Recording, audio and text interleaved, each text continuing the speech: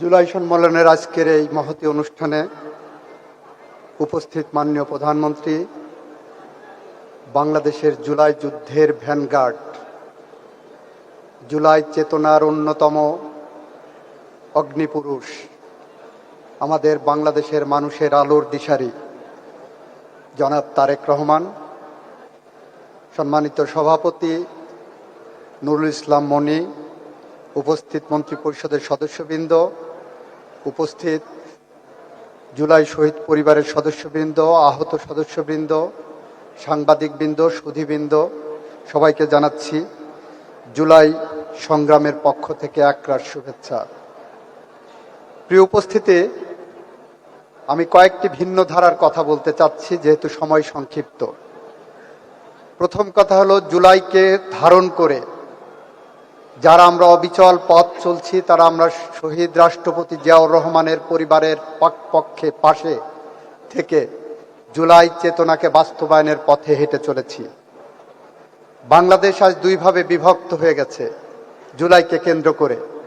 এক ভাগ জুলাইকে নিয়ে ব্যবসা করা, বাণিজ্য করার রীতিতে নেমেছে, আর এক ভাগ জুলাই সনদকে সামনে রেখে জুলাই সনদকে বাস্তবায়ন করার জন্য ধীর গতিতে না হলেও মধ্যম গতিতে এগিয়ে চলেছে।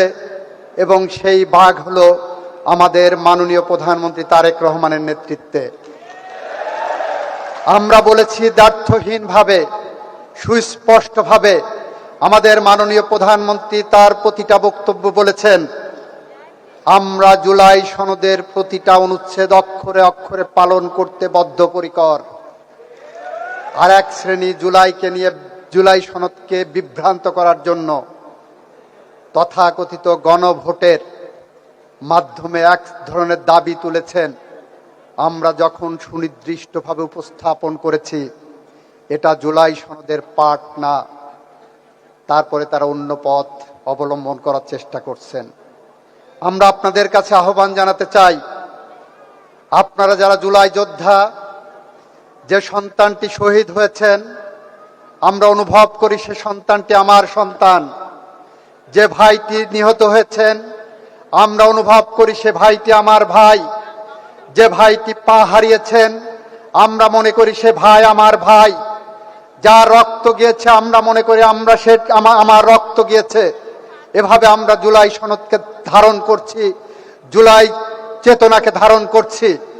ধারণ করতে যেটা আমরা অনুভব করছি, আমাদের এক পাশে বসে ফ্যাসিবাদ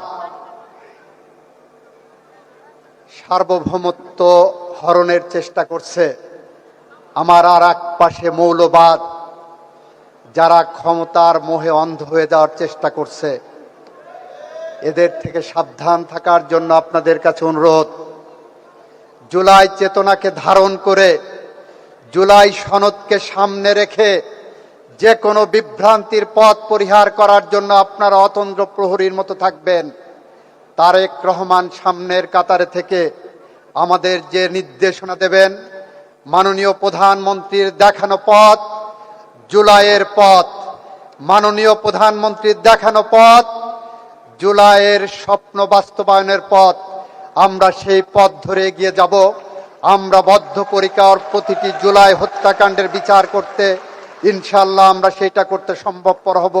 সেই প্রত্যয়, সেই প্রত্যাশা ব্যক্ত করে আমি আমার কথা শেষ করছি। খোদা হাফেজ। বাংলাদেশ জিন্দাবাদ। সবাইকে ধন্যবাদ। সবার আগে বাংলাদেশ, সবার আগে বাংলাদেশ।